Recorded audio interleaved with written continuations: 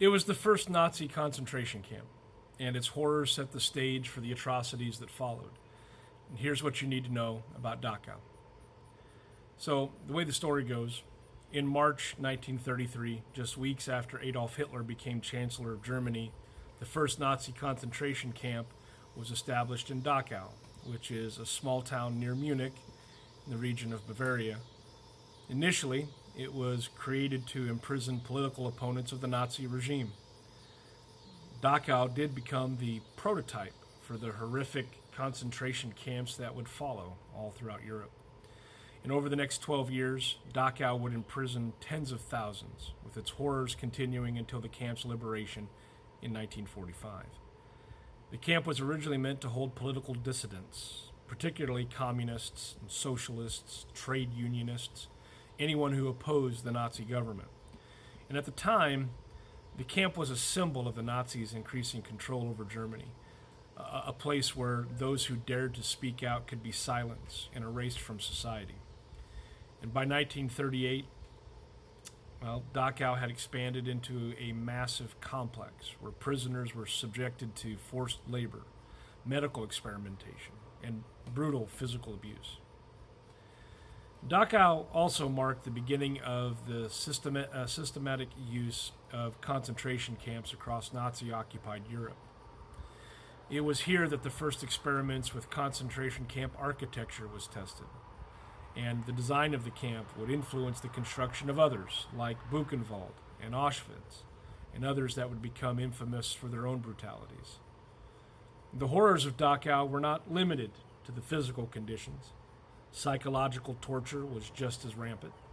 Prisoners were often used for forced labor, working in nearby factories, or subjected to violence in the form of public executions, shootings, beatings. Inmates were subjected to degrading treatments, including random killings, starvation, and brutal forced marches to other camps or labor sites. By 1942, the Nazis had begun their full-scale effort to exterminate Jews, and Dachau's role changed. Jews from across Europe were transported there, often arriving under horrific conditions. Prisoners were forced to live in squalid conditions with overcrowded barracks and a complete lack of medical care. Disease was rampant, and many of those who were sent to Dachau never survived long enough to face the horrors of gas chambers.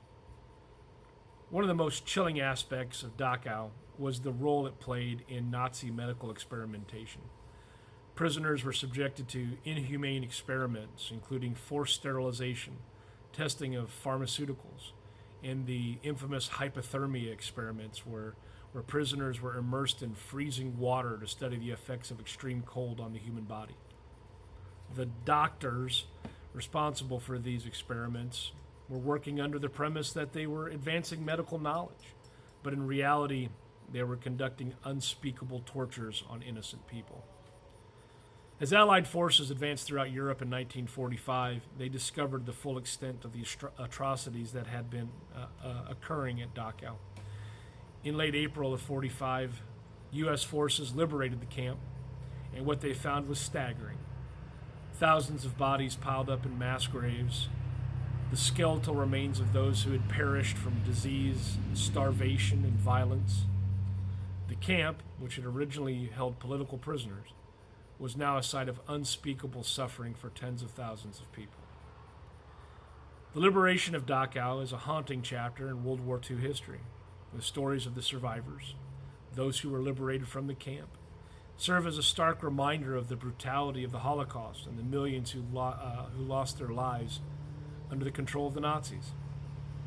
The survivors, many of whom were left with permanent physical and psychological scars, became witnesses to the world of what had transpired in those dark and silent places.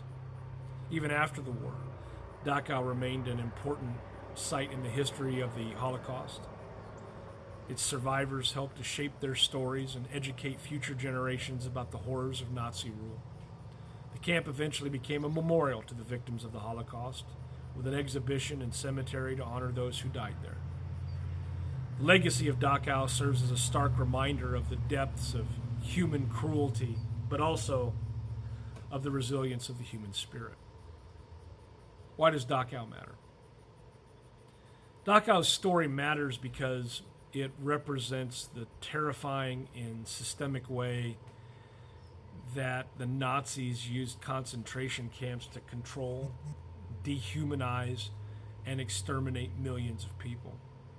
Dachau was the first of many camps where these practices were tested and perfected, and its legacy serves as a chilling reminder of the horrors of unchecked authoritarian power. Understanding Dachau is important because it forces us to remember the atrocities committed during the Holocaust. It's crucial that we recognize the impact of such events so that we can prevent history from repeating itself and ensure the victims of the Holocaust are never forgotten. Dachau's legacy also teaches us the resilience of those who survived. And despite inhumane conditions, many survivors of Dachau went on to become witnesses, sharing their stories with the world to ensure the atrocities were not lost to history. Dachau wasn't just a concentration camp. It was the beginning of a systematic effort to erase entire groups of people. The atrocities committed there serve as a warning, reminding us of the dangers of hatred, intolerance, and unchecked power. I had the fortune of visiting Dachau in the summer of 2024.